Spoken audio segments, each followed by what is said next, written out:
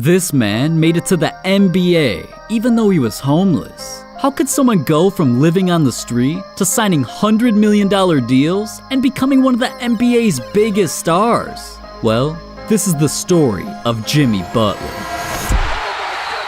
Jimmy's the last person you'd expect to have been homeless, because he was just an innocent kid growing up in one of Texas's richest cities. But at just 13 years old, his life came crashing down. Out of nowhere, Jimmy's dad abandoned his family with no explanation. And since Jimmy looked just like the father that betrayed the family, Jimmy's mother just couldn't stand looking at his face. So eventually she snapped at Jimmy and said, "I don't like the way you look. You gotta go," and kicked him to the streets. My mom kicked me out of my house, to tell the truth. I bounced in and out of guys' houses in high school. Now you'd think a teenager forced to figure out life for himself would be hard enough.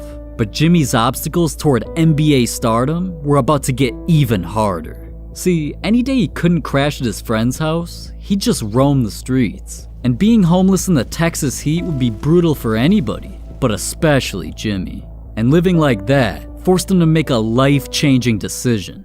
So I was always a big football fan. You know, being from Texas, football's big. I think basketball made me third. But then I wasn't a fan of the sun, wasn't a fan of the heat. Plus, I was tiny. Everybody else started growing. I was like, I don't want to get crushed. I'm gonna move inside to the AC, shoot at the orange rim. At the time, Jimmy didn't realize just how significant switching sports would become. But he wasted no time signing up for basketball at Tomball High School, where he vowed to become a star athlete. And during his senior year, Jimmy began his basketball career, which led him to making his new best friend, Jordan Leslie. But little did Jimmy know, they were about to become family. I mean, I was always like, man, you can stay tonight. My mom won't care. And then I'd just be like, oh, just one more night. And it just kind of developed into a week and then a month. Jimmy finally found himself a permanent home. But more importantly, he felt love and support. Jimmy knew this family took a risk bringing a stranger into their lives. So he couldn't let them down. And for the first time in Jimmy's life, he had hope.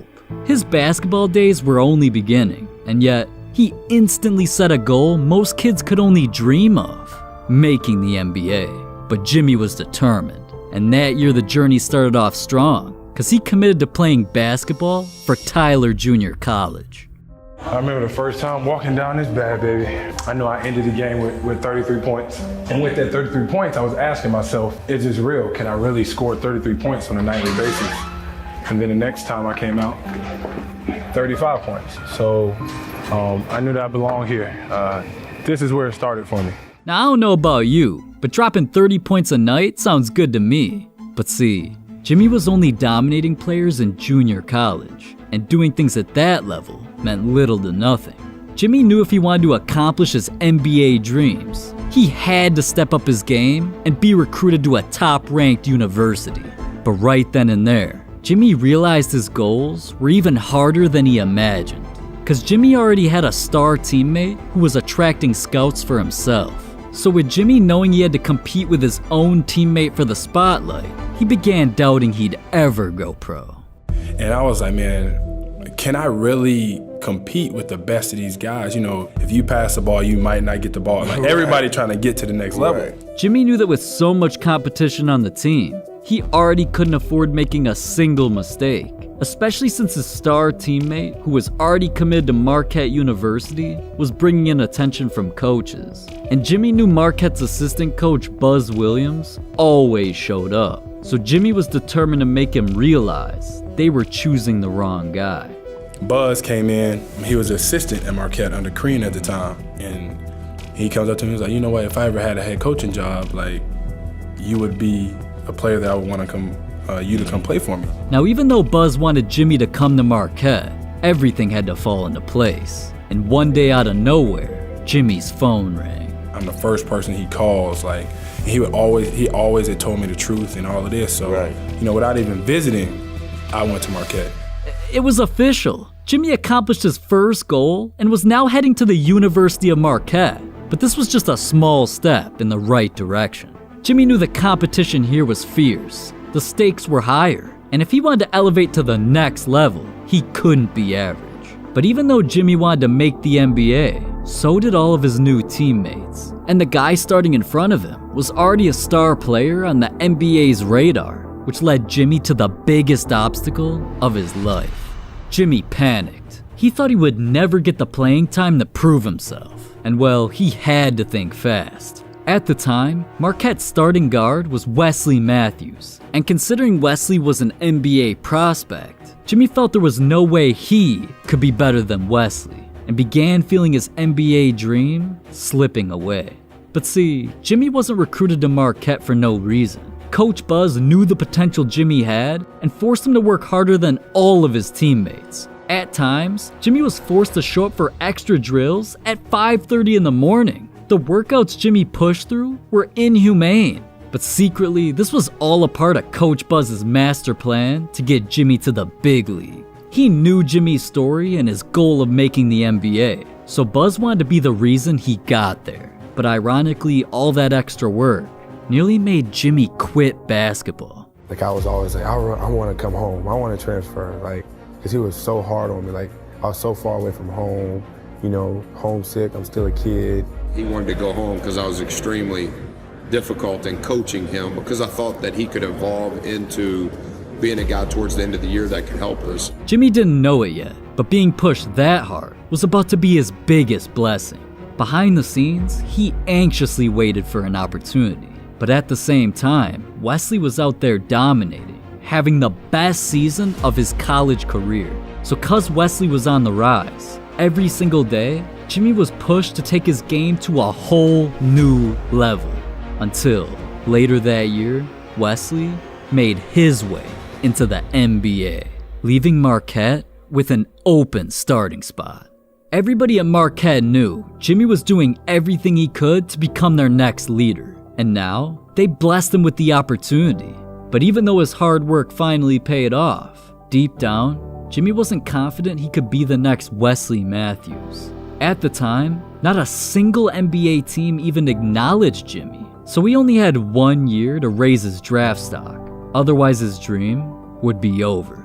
And right on cue, that's when Wesley came back around and gave Jimmy some life-changing advice. Wesley Matthews came back. I was like, yo, you can play in the league.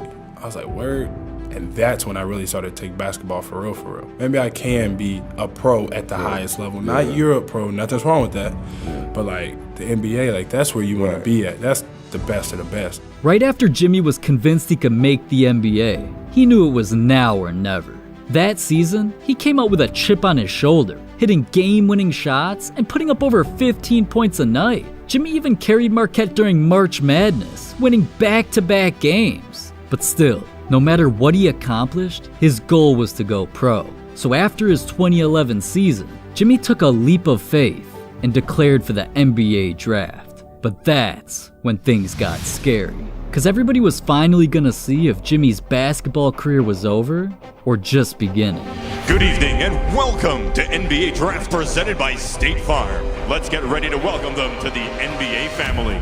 The best of the best were here. All the country's top players from high school and college hoped their dreams were about to come true. So Jimmy knew he had competition, but he still had faith that eventually his name would be called. And one by one, the picks came in.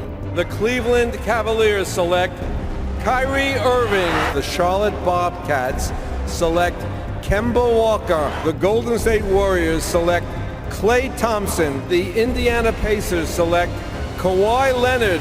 As teams made their selections, Jimmy's name was never called.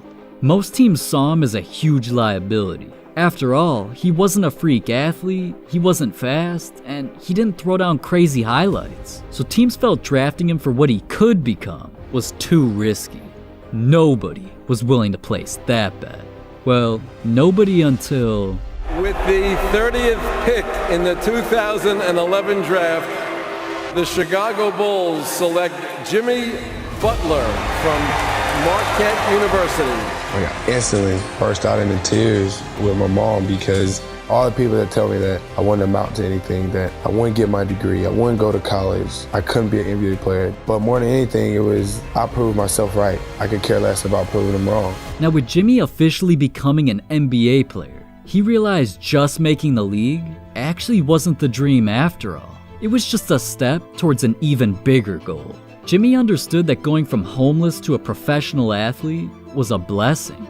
So now being in a position to accomplish greatness and having the power to motivate millions of people, he vowed to give basketball his everything and make it known to the entire world that anything is possible.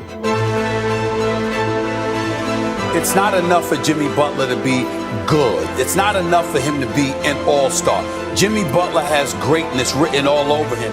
He has got that dog in him. Trust me, he is clutch closer on defense and offense. He's as tough as they come.